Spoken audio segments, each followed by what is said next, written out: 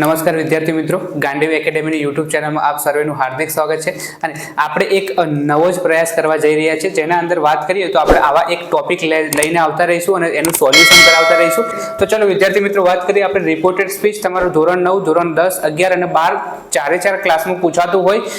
હું પેટર્ન તમને સમજાવી દઉં તો ધોરણ 9 અને 10 માં કઈ રીતના પૂછાતું હોય કે આ રીતના પેરેગ્રાફ આપ્યો હોય અને આખું ખાલી જગ્યા પૂરવાનું થશે.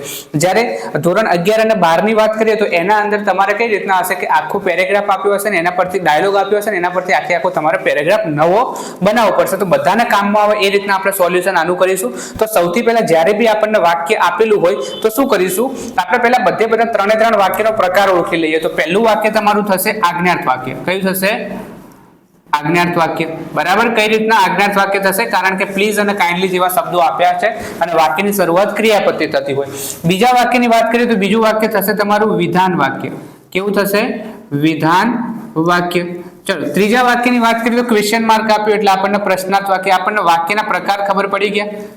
બરાબર. કઈ રીતના વાક્ય આપ્યા એ આપણને વાક્યના પ્રકાર ખબર પડી ગયા. હવે હું તમને એક વાક્ય રચના લખાઈ દઉં કે વાક્યમાં શું આવશે. પહેલા રિપોર્ટર આવશે, પછી રિપોર્ટિંગ વર્બ આવશે, એના પછી લિસનર આવશે, એના પછી કંજક્શન આવશે અને એના પછી રિપોર્ટેડ સ્પીચ આવશે. બરાબર. રિપોર્ટિંગ વર્બ અને કંજક્શન એ વાક્યના પ્રકારના આધારે નક્કી થશે. તો ચલો હું આજ્ઞાર્થ વાક્ય આપ્યું હોય તો શું થશે, અને પ્લીઝ આપ્યું હોય તો અહીંયા હું લખીશ રિક્વેસ્ટેડ. શું આવશે? રિક્વેસ્ટેડ. રિપોર્ટિંગ વર્બ તરીકે અને કંજક્શન તરીકે આપણે લખીશું અહીંયા ટુ. બરાબર. જ્યારે વિધાન વાક્ય આપ્યું હોય તો વિધાન વાક્ય અહીંયા દેખો, જો સોરી અને એવા શબ્દો આપ્યા હોય ને તો એપોલાઇઝડ આવશે, થેન્ક યુ આપ્યું હોય તો થેન્કડ આવશે, વિશ વાળો હોય તો વિશ્ડ આવશે, અહીંયા સોરી હોય તો એપોલાઇઝડ આવશે. બરાબર. તો અહીંયા વિધાન વાક્ય રિપોર્ટિંગ વર્બ તરીકે શું આવશે? એપોલાઇઝડ. બરાબર. કંજક્શન તરીકે આવશે ધેટ. ચલો પ્રશ્નાર્થ વાક્ય આપ્યું હોય ને પ્રશ્નાર્થમાં બે થતું હોય, એક સહાયકારક ક્રિયાપદથી વાક્યની શરૂઆત થતી હોય ને WH થી. અહીંયા આપણને શું આપ્યું? સહાયકારક ક્રિયાપદ આપ્યું. તો શું થશે? સહાયકારક ક્રિયાપદમાં રિપોર્ટિંગ વર્બ તરીકે આવશે આસ્ક્ડ અને કંજક્શન તરીકે આવશે ઇફ. બરાબર. આટલું આપણે નક્કી થઈ ગયું. બધામાં આટલા સુધી આપણું વાક્ય કમ્પ્લીટ થઈ ગયું. બરાબર. વાક્યના પ્રકારના આધારે. તો બીજું કે બીજા કયા અંદર ફેરફાર થશે? આમાં એક તો મી માં ફેરફાર થશે. મી માં કોના પ્રમાણે? તનુજ પ્રમાણે ફેરફાર થશે. હવે ધારો કે મી આપ્યું હોય તો આઈ મી. તનુજ શેમાં આવે? હી માં આવે તો હી નું શું કરી દઈશું? હી હિમ. તો અહીંયા શું કરી દઈશું આપણે? હિમ કરી દઈશું. બરાબર. બીજું ધીસ આપ્યું હોય તો શું કરી દઈશું આપણે? ધેટ કરી દઈશું.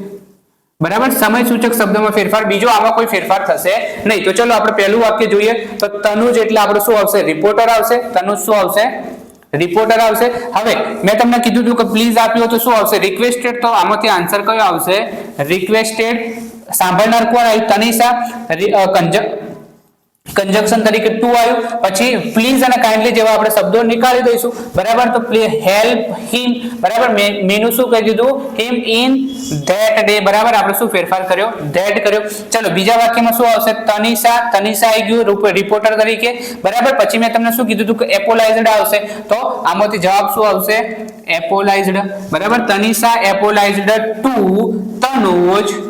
પછી કંજક્શન તરીકે શું આવશે? ધેટ આવશે. ધેટ. બરાબર. હવે ચલો અહીંયા આનું આપણે શું થશે? આઈ એમ થશે. શું થશે? આઈ એમ. આઈ એ પહેલો પુરુષ. તો બોલનાર કોણ થશે? તનિષા. તો આઈ નું શું થઈ જશે? અહીંયા સી થઈ જશે. શું થઈ જશે? સી. અને એમ નું શું થઈ જશે? વોઝ થઈ જશે. તો વાક્ય કઈ રીતના બનશે? Tanisha apologised to Tanuj that she. શું કરી દીધું આપણે? સી કરી દીધું. આનું વોઝ કરી દીધું.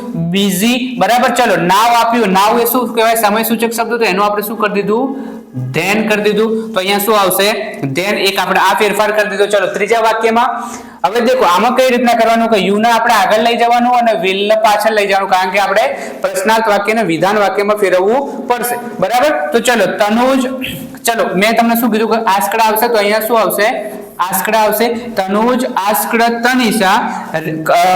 કંજક્શન તરીકે શું લખવાનું? ઇફ લખવાનું. તો આમાં જવાબ શું આવશે? If she. મેં તમને કીધું કે યુ નું શું કરી દેવાનું? યુ એ કયો પુરુષ થશે? બીજો પુરુષ પ્રમાણે હોય તો સાંભળનાર પ્રમાણે કોણ આવશે? તનિષા. તનિષા શેમાં આવે? સી માં. તો આપણે શું કરી દઈશું?